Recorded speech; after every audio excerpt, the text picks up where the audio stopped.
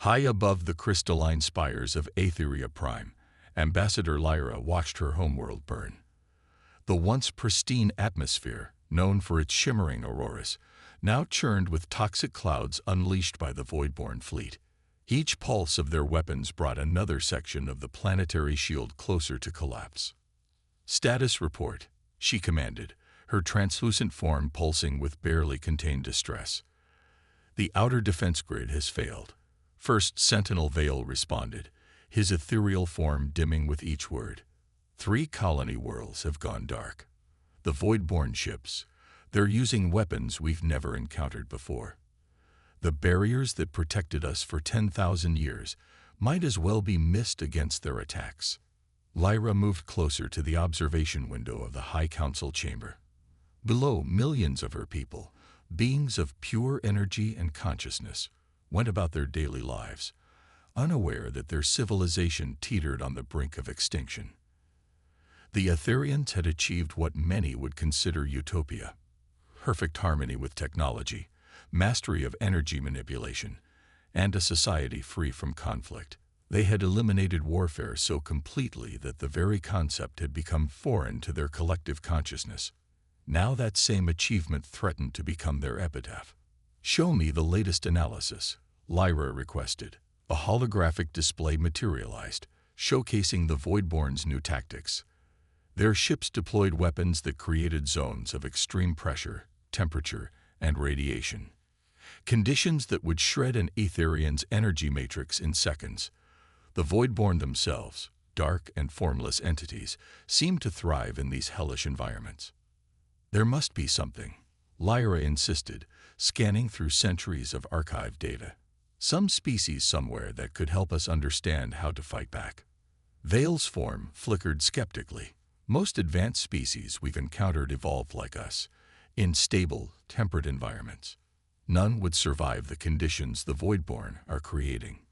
Lyra was about to respond when an alert flashed across her consciousness. The long-range scouts had found something. A database entry so old it had been archived in the earliest days of Aetherian space exploration. "Show me," she commanded. The holographic display shifted, revealing a small blue-white planet orbiting an unremarkable yellow star. What made Lyra's energy matrix pulse with sudden hope wasn't the planet itself, but the conditions on its surface. Gravity nearly twice what most spacefaring races considered comfortable. Extreme temperature variations from pole to equator. Active tectonic plates causing regular natural disasters. Atmospheric pressure that would crush most sentient species. And most remarkably, intelligent life that had not only survived these conditions but thrived. Earth, Vale read from the ancient data. The humans' homeworld is classified as a death world.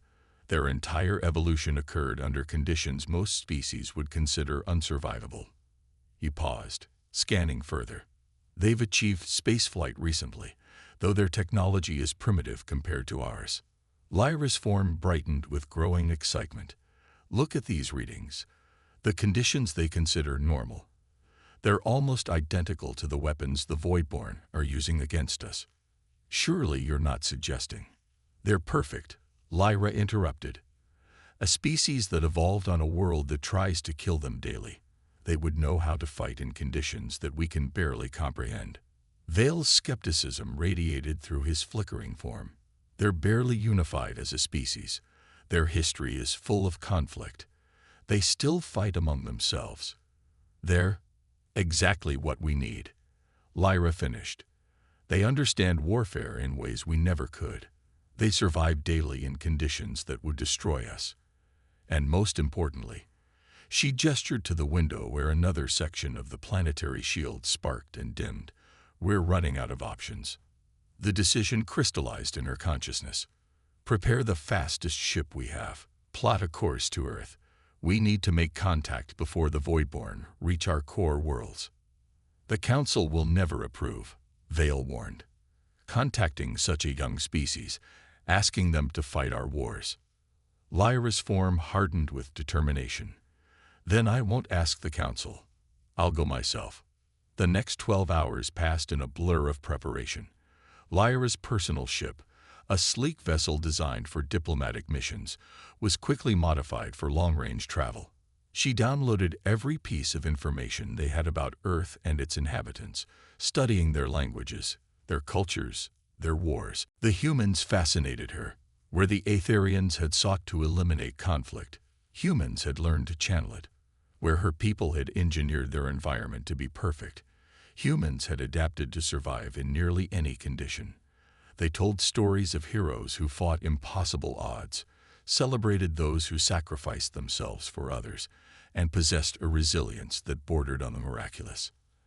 As her ship prepared for departure, Vale made one final attempt to dissuade her. They might refuse to help.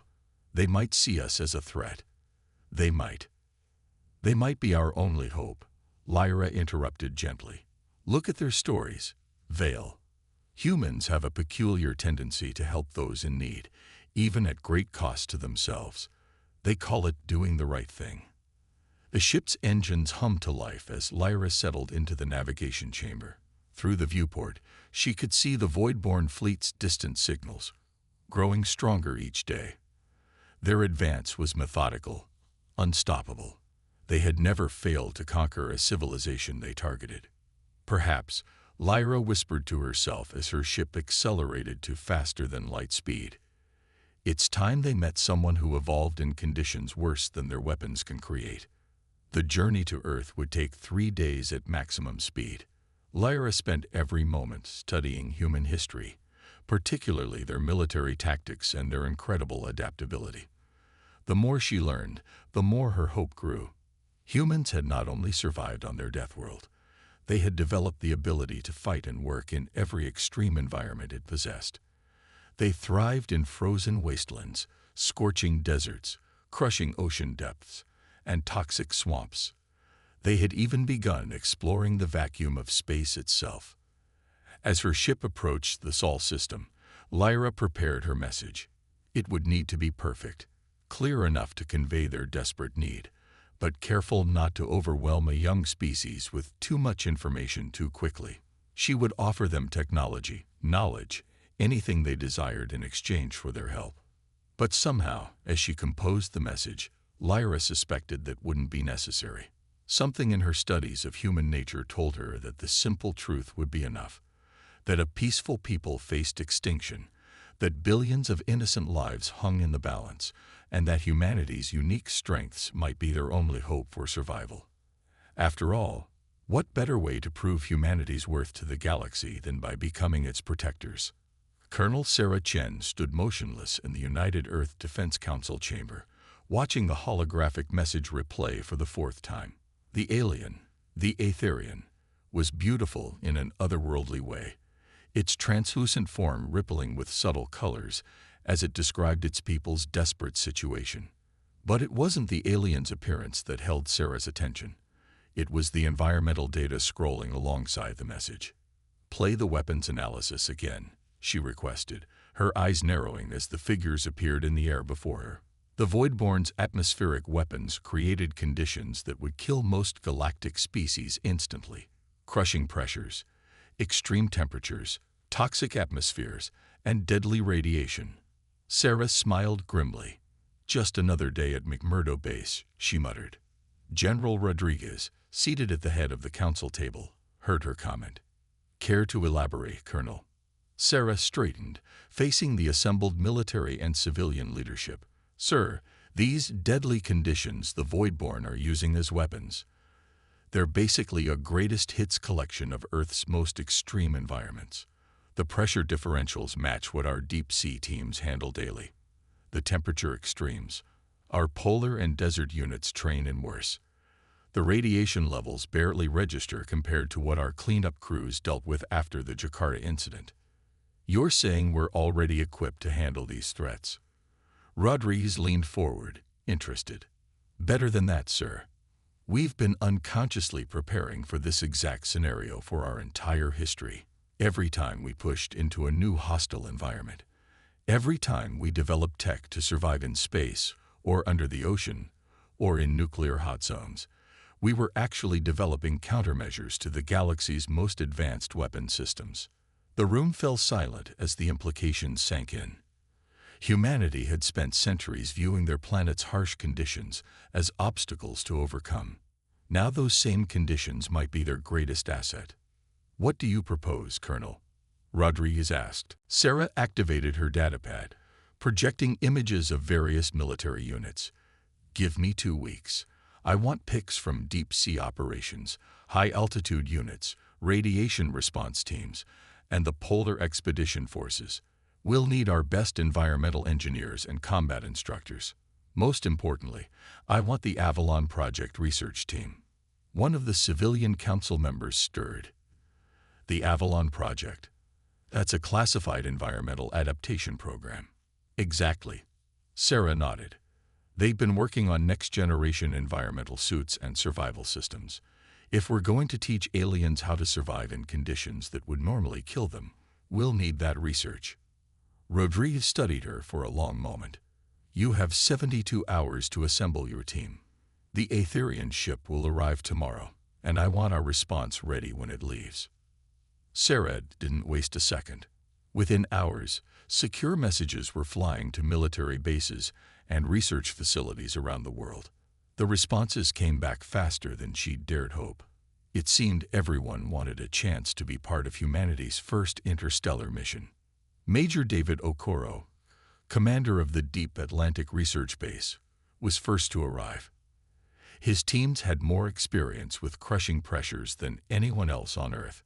Close behind came Captain Maya Patel, whose high-altitude rescue unit had pioneered new techniques for operating in extreme conditions. Dr. Elena Rossi arrived from the Avalon Project, bringing prototype environmental suits that could keep a human alive in almost any conditions. "We designed these for exploring Venus," she explained, showing Sarah the sleek, powered armor. "But I suppose helping aliens fight off an invasion is an acceptable field test." The most surprising addition came from an unexpected source. Dr. James Running Bear, a paleontologist turned survival expert, arrived with volumes of research on how Earth's prehistoric life had adapted to extreme conditions. "The dinosaurs survived worse conditions than anything these Voidborn can throw at us," he explained during the briefing. "If we combine that evolutionary knowledge with modern technology, we might be able to help the Aetherians develop their own survival adaptations." Sarah watched her team come together with growing satisfaction.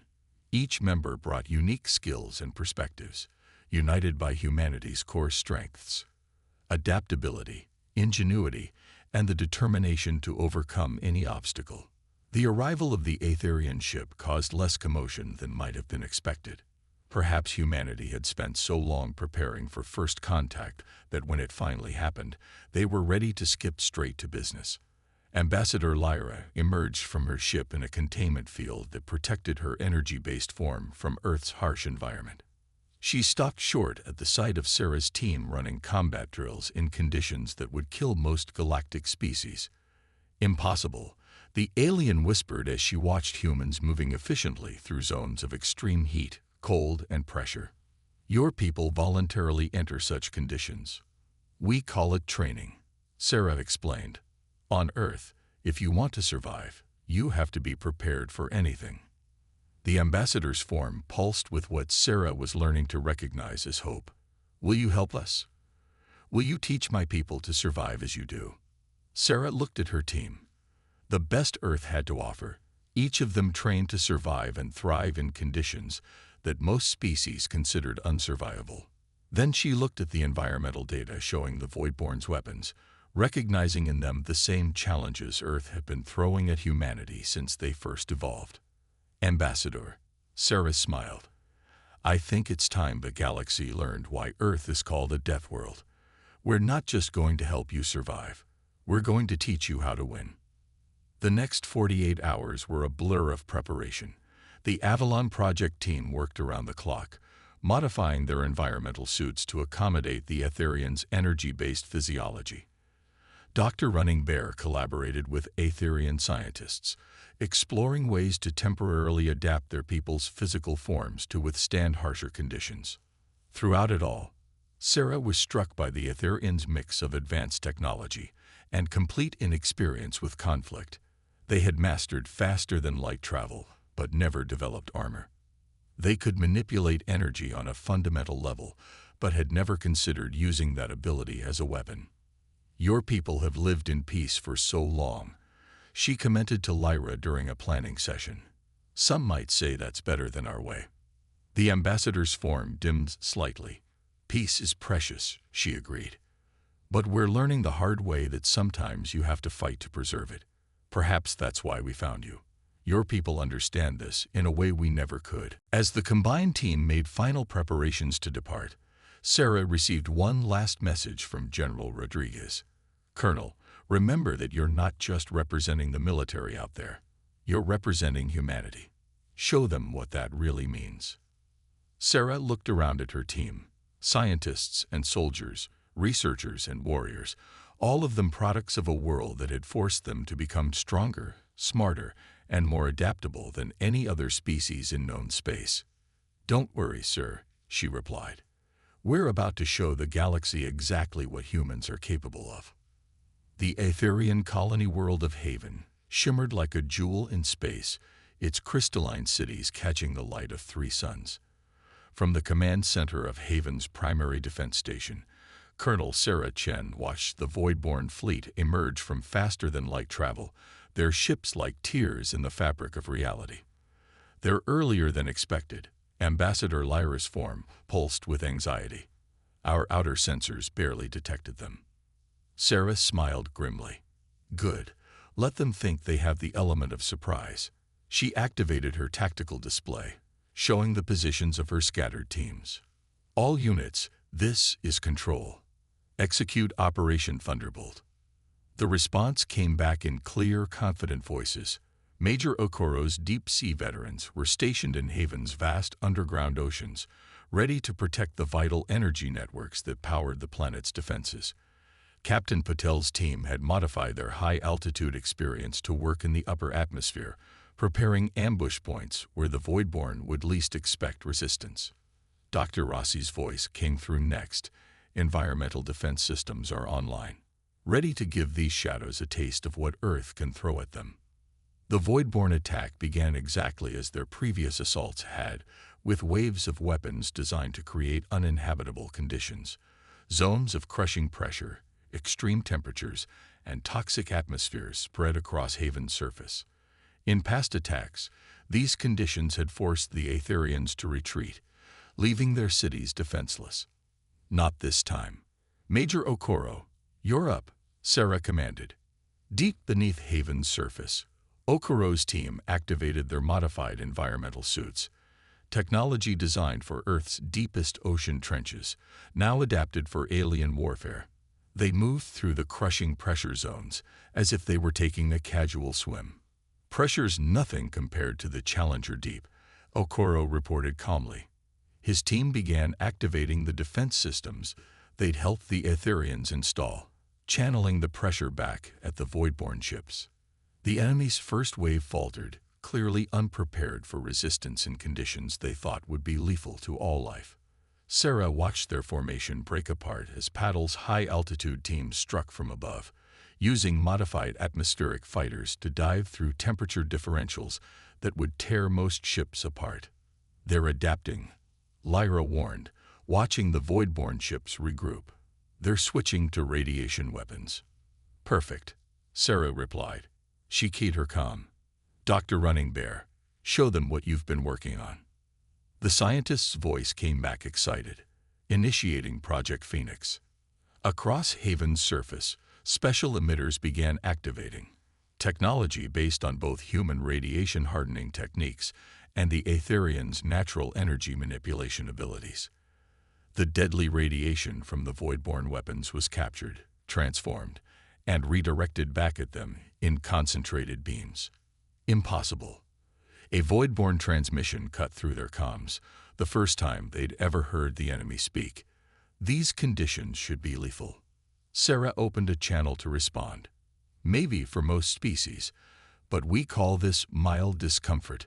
She switched to the general frequency. "All units, press the advantage. Show them what happens when they pick a fight with Deathworlders." The battle transformed into a chaotic display of humanity's unique advantages. Teams trained in Earth's harshest environments turned the Voidborn's weapons against them. Pressure zones became ambush points. Temperature extremes became highways for rapid deployment. Radiation fields became power sources for enhanced weapons. Dr. Rossi's voice cut through the chaos. "Colonel, the Avalon suits are performing better than expected. The Aetherian energy integration is amplifying their capabilities." Sarah watched as the combined human-Aetherian teams moved through conditions that should have killed them instantly. The modified environmental suits allowed the Aetherians to survive alongside their human allies, while their natural energy manipulation abilities enhanced the suit's performance beyond their original specifications. "They're retreating," Patel called out. "Their ships are pulling back to regroup." The Voidborn fleet was indeed withdrawing, their formation ragged and confused. For the first time in their long history of conquest, they'd encountered a species that didn't just survive their weapons, but thrived in the conditions they created. In the command center, Lyra's form blazed with unprecedented brightness. "In all our history, no one has ever driven back a Voidborn attack." How did you do this?" Sarah looked at the tactical display, watching her teams continue to secure the area. "On Earth, we have a saying, 'What doesn't kill you makes you stronger.' Every harsh condition on our world forced us to adapt, to overcome, to find ways to survive and thrive. Your people created paradise and found peace. We forged ourselves in adversity and found strength." "They'll be back," Dr. Running Bear warned, joining them in the command center. This was just their first encounter with real resistance. "They'll develop new tactics." "Good," Sarah replied, already planning their next moves. "Because now we're going to teach the Aetherians everything we know about survival." By the time the Voidborn return, they won't just be facing a handful of human teams. They'll be facing an entire civilization that's learned to fight back. She turned to Lyra, whose form still pulsed with amazement at what she'd witnessed. "Ambassador, gather your best people. Class is in session, and Earth's finest are about to share 10,000 years of survival lessons." As the adrenaline of battle faded, Sarah watched her teams begin working with their Aetherian counterparts, sharing knowledge that humanity had paid for in blood and struggle across countless generations. The Voidborn had made a crucial mistake. They'd assumed that conditions hostile to most life would guarantee their victory. They hadn't counted on finding a species that called such conditions home. Dr. Elena Rossi stood in Haven's main training facility, watching an Aetherian energy form struggle to maintain cohesion inside one of her modified environmental suits. The sight still amazed her, a being of pure energy learning to exist within the constraints of physical armor. "Remember," she coached, "the suit isn't your enemy. Work with it, like we discussed. Let it protect you." The Aetherian trainee, Sentinel Vex, pulsed with frustration. "It feels wrong. Confined. Like trying to think through fog." "That's normal," Elena assured him. "Every human who's ever worn an environmental suit has felt the same way. The trick is to make it feel like a second skin." Across the vast training chamber, similar scenes played out as humanity's finest survival experts worked to transform a peaceful species into one capable of defending itself. The progress over the past 2 weeks had been remarkable, if not without its challenges. In one section, Major Okoro was teaching a group of Aetherians how to maintain their energy forms under crushing pressure. "Don't fight the pressure," he explained. "Flow with it, redirect it. Your natural ability to manipulate energy is actually perfect for this.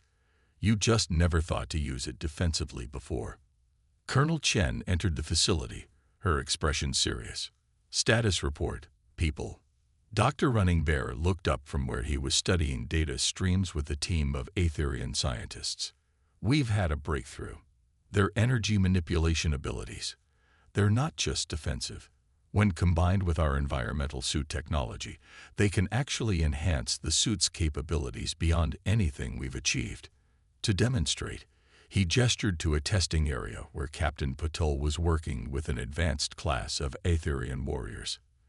The aliens' forms glowed within their suits as they moved through conditions that would have killed their unprotected kin. But instead of just surviving, they were thriving, using their energy manipulation to strengthen their armor, increase their speed, and even project defensive fields around themselves. It's like they're evolving before our eyes, Alina observed, taking everything we've learned about survival and amplifying it with their own unique abilities. Sarah nodded approvingly, but her expression remained concerned. The Voidborn won't give us much more time.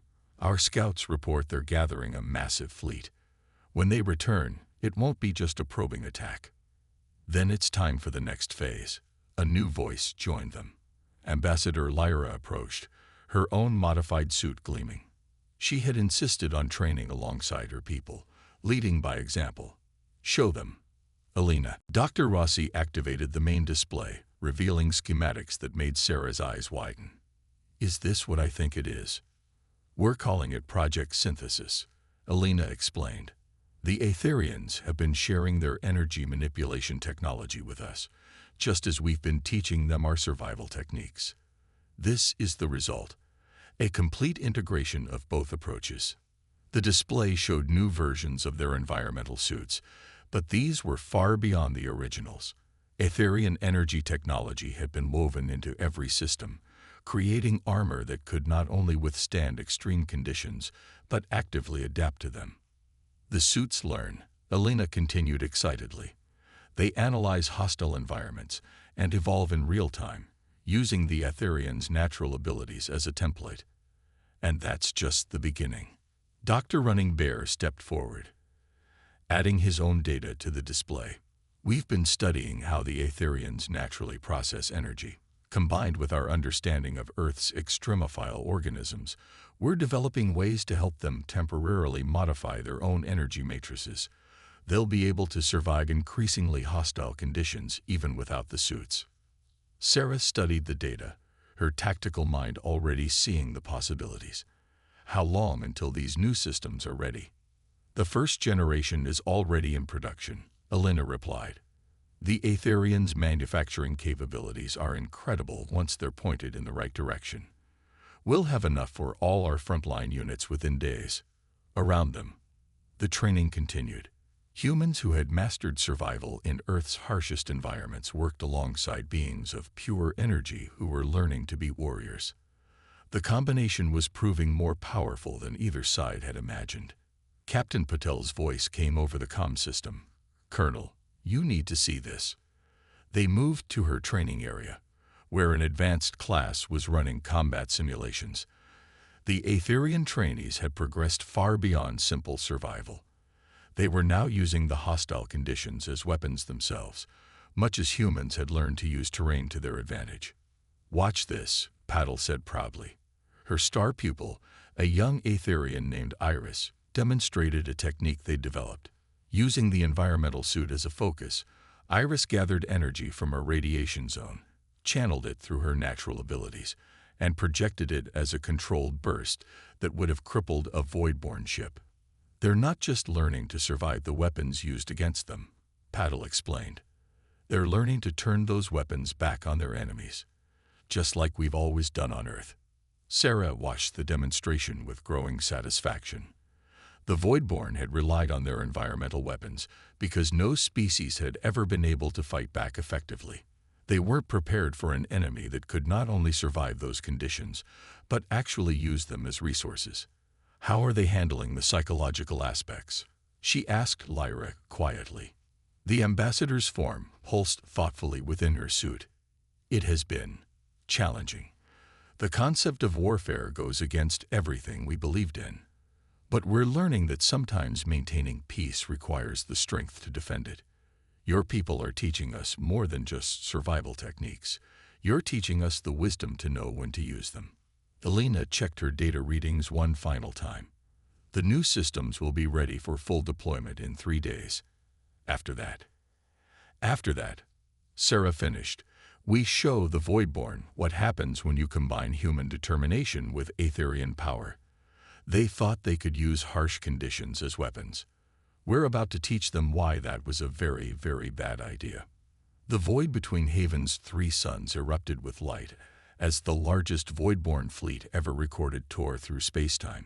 Colonel Sarah Chen watched from Haven's command center as thousands of shadow-dark ships filled the tactical display, their very presence seeming to dim the starlight around them. "Well," Major Okoro commented dryly, "I'd say we got their attention." Sarah nodded grimly. After their defeat at Haven, the Voidborn had spent weeks gathering reinforcements. This wasn't just a battle force. It was an armada designed to crush any resistance to their expansion. They had committed everything to this attack, determined to prove that their mastery of hostile environments couldn't be challenged. "All units, this is Control," Sarah broadcast. "Remember your training. Remember what we've learned together. Today we show the galaxy that peace doesn't mean weakness." The response came back in a chorus of human and Etherian voices, unified in purpose. Across Haven's surface and throughout its orbital defenses, the combined forces waited in their integrated battle stations. The new environmental suits, enhanced by Etherian energy technology, gleamed with power as their wearers prepared for combat. The Voidborn attack began with a wave of their most powerful environmental weapons, enough destructive force to render an entire solar system uninhabitable. Zones of absolute cold, crushing pressure, and deadly radiation expanded outward, turning space itself into a weapon. "Just as we expected," Dr. Rossi reported from her station. "Their weapons are even stronger than before, but they're still using the same basic approach," Sarah finished. "Execute Operation Phoenix Rising." Across the battlefield, human Etherian teams sprang into action. The Voidborn weapons created conditions that would have annihilated most species, but these defenders had spent weeks preparing for exactly this scenario. Captain Patel's voice came through clear and confident. "Atmospheric defense teams, show them what we've learned." Her units, combining human high-altitude combat experience with Etherian energy manipulation, didn't just survive the extreme conditions, they thrived in them. The new integrated suits allowed them to absorb and redirect the environmental attacks, turning the Voidborn's greatest weapons into power sources for their own defenses. In the crushing pressure zones, Major Okoro's deep-sea veterans led Etherian warriors in counterattacks that left the enemy reeling. Their movements were perfect symphonies of human experience and alien power, using the pressure itself to amplify their strikes. "They're trying to adapt," Dr. Running Bear reported, analyzing the enemy's tactics. "But they can't understand how we're doing this. Their entire strategy is based on the assumption that no life can function in these conditions." Sarah allowed herself a small smile. "Time to show them how wrong they are. All units, initiate synthesis protocol." This was the moment they'd been preparing for. The culmination of everything humans and Etherians had learned from each other. Across the battlefield, their forces began using techniques that would have been impossible for either species alone.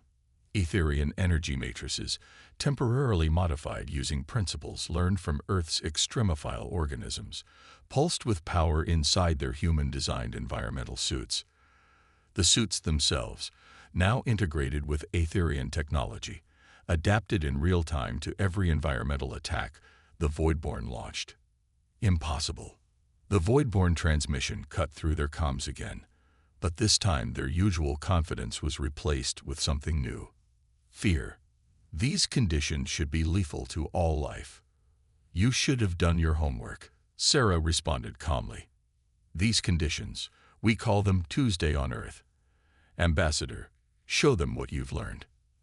Ambassador Lyra, leading from the front lines, as she had insisted on doing, activated the new weapons they had developed together. Her team's energy manipulation abilities, focused through human-designed environmental systems, gathered the power of the Voidborn's own attacks. The combined energy built to impossible levels, then released in a massive wave that turned the enemy's environmental weapons back against them. The Voidborn fleet's formation broke as their own weapons were used against them. Ships that had relied on creating unsurvivable conditions found themselves trapped in zones specifically engineered to be lethal to their shadow-based forms. "They're pulling back," Major Okoro reported. Their entire center line is collapsing. Sarah keyed her comm to all channels. All units, full advance. Don't let them regroup. Show them what happens when you threaten a peaceful species that's learned to fight back. The battle transformed into a rout. The Voidborn, faced with enemies who could not only survive but master any conditions they created, began a chaotic retreat. Their carefully planned attack had turned into a nightmare. They were being beaten by the very environmental weapons they had relied on for countless conquests. In the command center, Dr. Rossi monitored the battle with growing excitement. The integrated systems are performing beyond all expectations.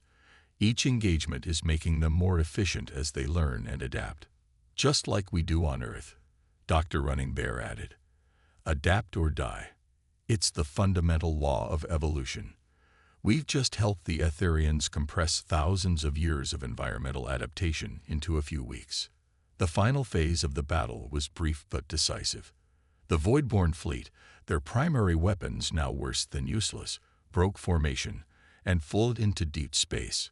For the first time in their long history of conquest, they had been completely defeated. As the last enemy ships disappeared, a moment of silence fell over the battlefield.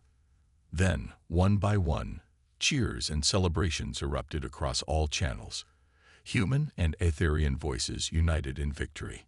Ambassador Lyra's form blazed with joy as she returned to the command center. We did it. We actually did it. Sarah nodded, but her expression remained thoughtful. We did more than win a battle, Ambassador. We've changed the balance of power in the galaxy. No species will ever again believe that peaceful races are easy targets. What happens now? Dr. Rossi asked, looking at the tactical display where the last traces of the battle were fading. Now, Sarah replied, we build something new. The Voidborn won't be the last threat to peace in the galaxy. Earth will stand ready to help defend those who can't defend themselves, not by fighting their battles for them, but by teaching them to stand strong. Lyra's form pulsed with understanding.